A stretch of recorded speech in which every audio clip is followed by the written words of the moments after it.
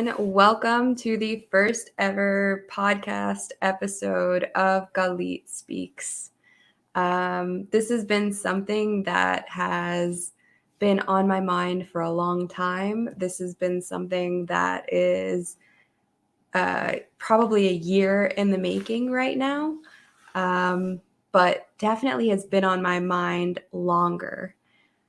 So, a lot of you might know me as Financial Sharktress, and that is my day job. That is what I do 24/7.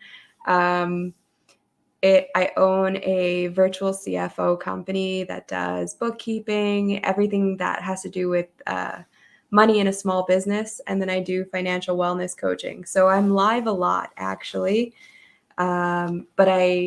But I always have to talk about money or have my topics tie into money.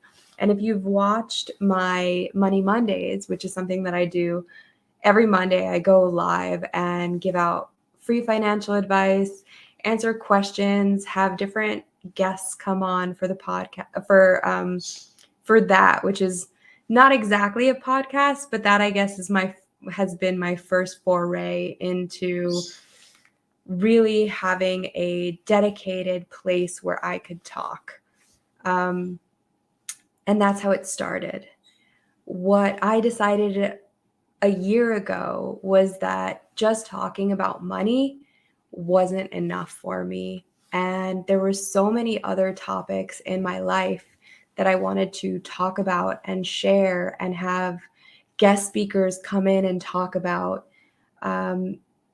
And I felt like just being Financial Sharktress was not allowing me the platform to really talk about all the issues that I care about. And so that's how Galit Speaks was born. And I would like to be able to share and be able to talk about all of the things that matter to me. And those things range everywhere, but my main topics are being a domestic violence survivor and how that has changed and affected my life and how we can help other people that are in toxic situations. I mean, my entire financial business was really built on the fact that I wanted to make sure that nobody ever had to stay in a toxic environment because they didn't know how to manage their finances, or they thought they didn't have the finances to do it on their own, or somebody else was controlling them because they didn't have the financial literacy that they needed. So I'll tell you where that topic comes from. I've already said that I'm a domestic violence survivor. When I was little, my father was an abuser, and I basically lived in kind of a jail. I was not allowed to have friends. I was not allowed to associate with people outside my home. I went to school and right back. I never had a sleepover. Um, I wasn't really allowed to go outside and play. Uh, and one of the biggest ways that my father controlled everyone in the household was with this fear of, you don't know how to take care of yourself, and so I'm going to do it for you. Whereas my mother was the primary breadwinner in the family, and she would go out and go to work, but she'd come home and bring home her check, and it would be stolen from her in that way. My father ended up stealing my mother's entire life savings from her when we left. We ran away to a domestic violence shelter when I was 12 or 13. And I saw that story repeated so many times that I just vowed that that would not be me. My father was emotionally abusive, physically abusive. As a child, I was told every day that I didn't have anything of value to say, that I was not worth listening to, that I should not have a voice. And I think that's why it's so important for me today to have a voice and to speak out and to make sure that everyone has a voice. Okay.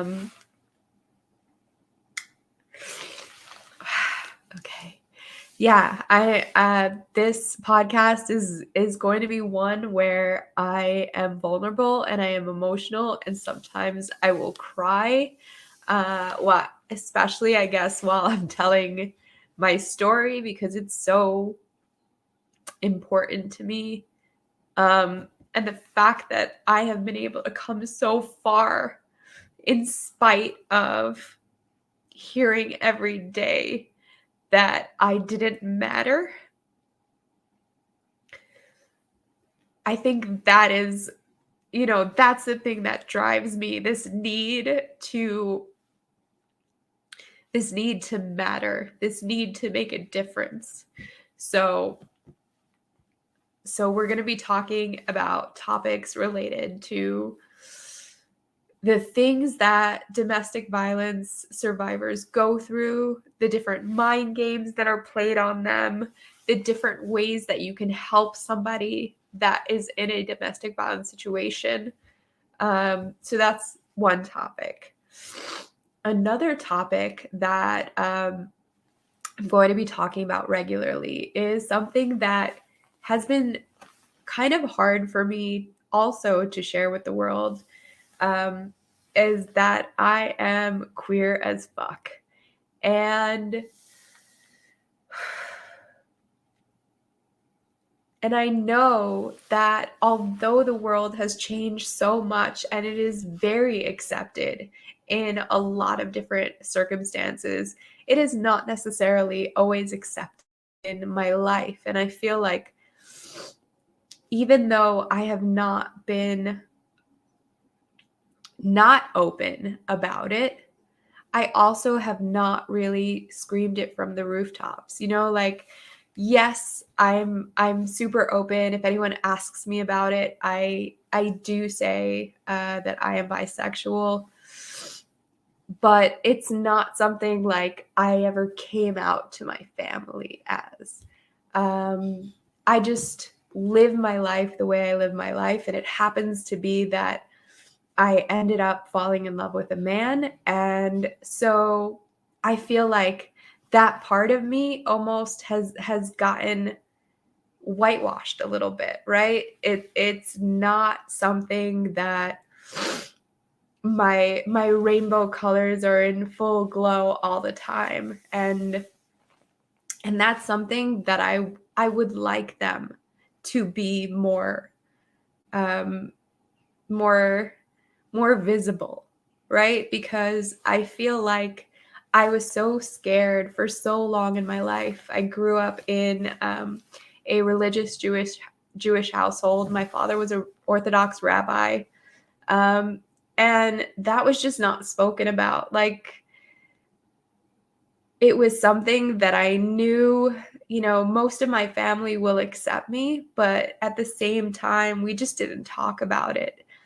And I want that to be something we talk about. And I want to make sure that people understand that queer people are just people, and bisexual people are just as queer as someone who is gay or lesbian or trans or non-binary or anything else that they want to identify as. If you identify as queer, I also identify as queer, and I don't want my queerness to not be enough for anyone because I've chosen to, or not even chosen to, because I had no choice in who I fell in love with, right? I fell in love with the person I fell in love with, and it could have been a man and it could have been a woman. It just happens to be that it's a man. And for me, I mean, I'm getting married soon, so I'm super excited about that. I have about like 2 months until my wedding. And I just want to be super open about who I am and queer rights and talk about those things because they matter to me. And my partner is queer as well. So I feel like he's gotten that same backlash from a lot of people in his life of just because he's with a woman doesn't mean he's not queer. And just because I'm with a man, it doesn't mean that I'm any less queer than anyone else. Okay, so we talked about domestic violence, being queer. One thing that I will bring over from Financial Sharktress is my absolute love of sharks and the ocean. I am a certified scuba diver. I've been a diver for many, many, many years now, and I love the ocean and everything about the ocean, and especially sharks. And that has been something that I have been able to work into my financial business because sharks, it was always this idea of when you think about sharks and money, you think about these bloodthirsty, ruthless creatures. And I wanted people to understand money and understand sharks from a different perspective of that they are what helps the reef survive. They are the ocean. A healthy ocean is an ocean with a lot of sharks. And I wanted to make sure that was something that was prominent in my business no matter what. So besides sharks, though, all of ocean conservation is super important to me. I am also vegan. That is another topic that I'm going to be talking about. I am vegan for the animals.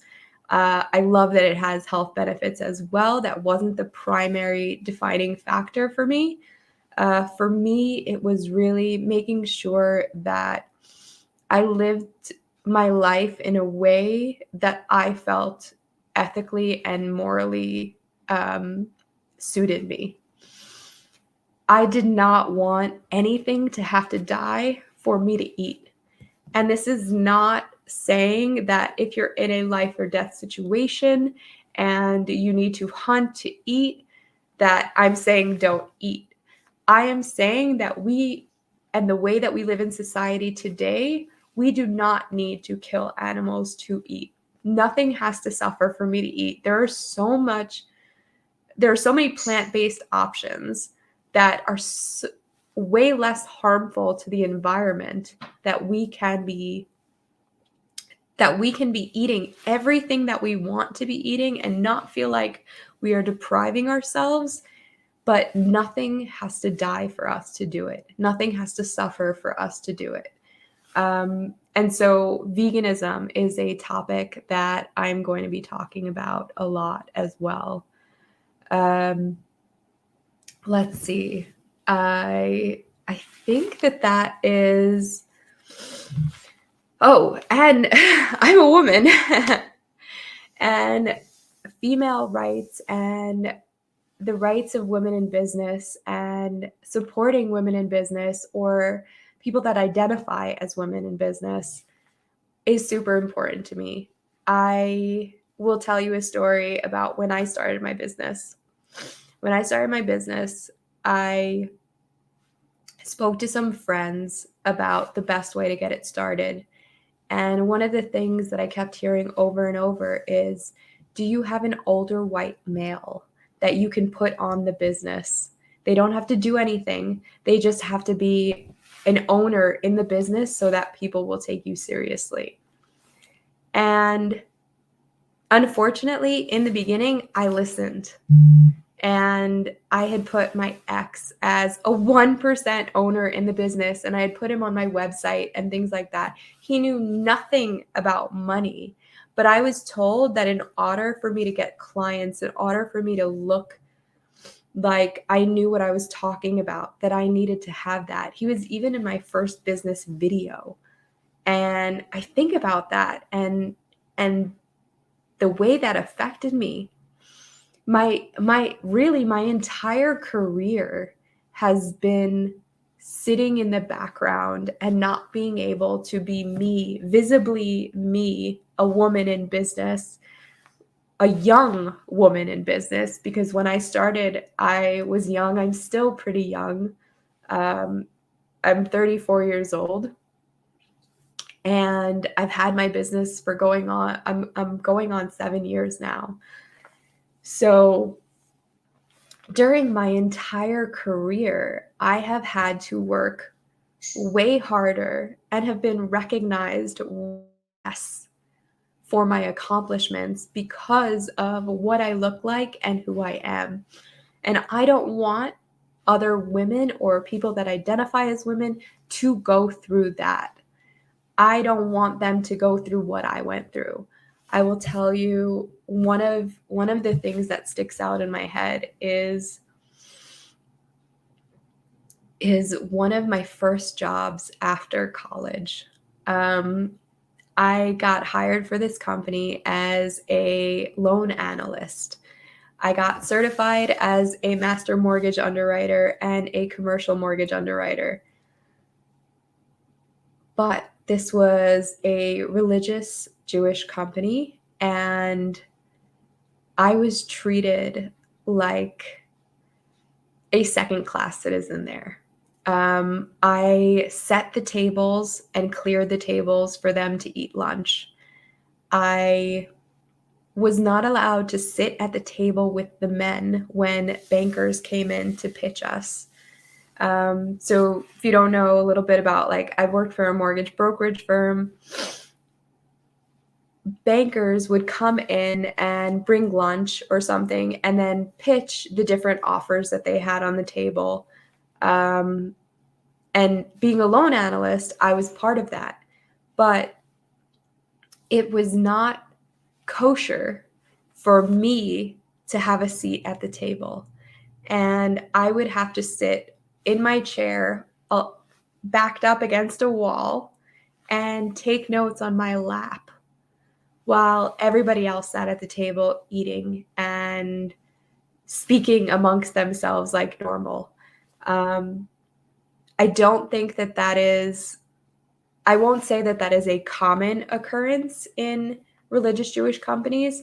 I will say that it's more common than you'd think. And this was not very long ago. It was not very long ago at all. And if, sometimes you think, well, that's like an old world thing. It wasn't an old world thing. That was something that happened within the last 10 years. Yeah, it was something that, we think the 2000s were, people are different, people accept women's rights have been on the table for years and years, but women are still treated as less than in many, many circles. Another thing that I'm going to be talking about is being a person of color. And if you look at me, I will admit I do not look like a person of color. I pass. I pass very well. I am mixed. I am Syrian, Israeli, Brazilian.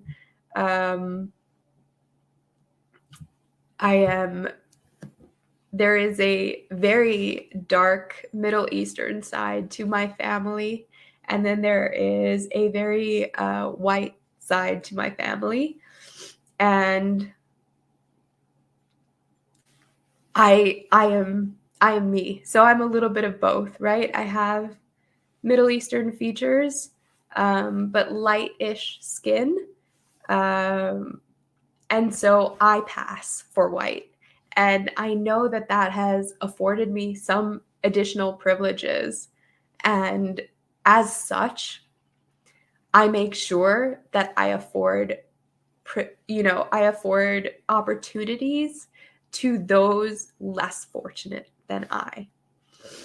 I definitely got screwed. If you hear my name, Galit Speaks, it is, I know that there have been many interviews that I have been passed over for. My resume was always at the bottom of the pile because they just didn't know what they were going to get, right? They didn't know if I was a woman, if I was a man, if I,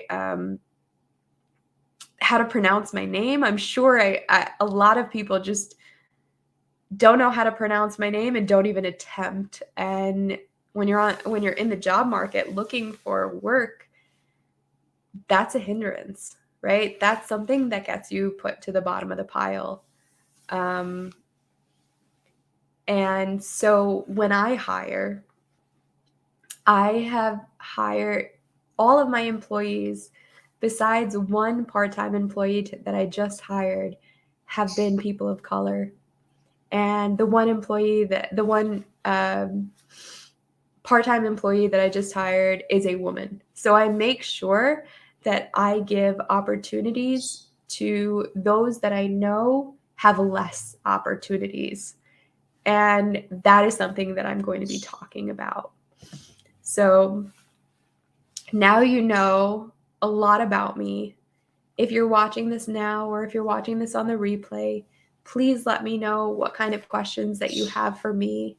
One day I will share the story of my escape, because that's one of those stories that so many people have told me there should be a movie about it. You should write a book. It's definitely something that I want to share, that I want to get off my chest.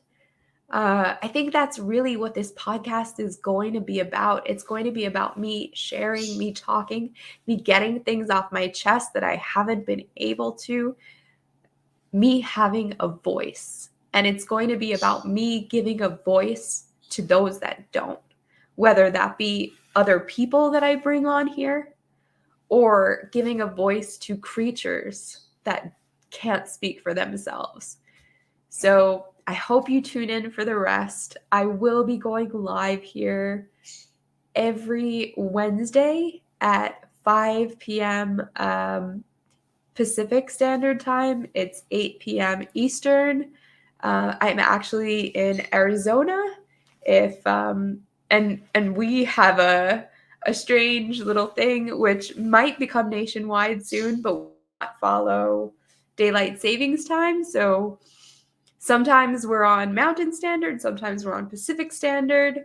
Right now, we're on Pacific Standard. Technically, we're on Arizona time, but it's the same time as Pacific Standard. But I'm going to keep it the same. My main office is in New York, so that's where the 8 p.m. Eastern. So that's where we're going to keep it as. I'm going to be here. I will be going live.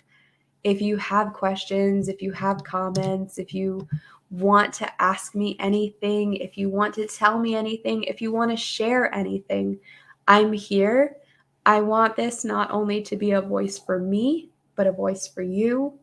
And if there's a topic that you want to hear more about that I talk about, or if I didn't go far enough into anything, I want to hear about it. So please like and subscribe to my channel. I'm super excited to get this started. I'm really happy to have been able to share this first episode with you. And I'm really excited for what it's going to become and that it's finally happening. So please tune in, and I will see you next week at this time. Have an amazing, amazing night, everyone. That's it. Galit Speaks out. Bye.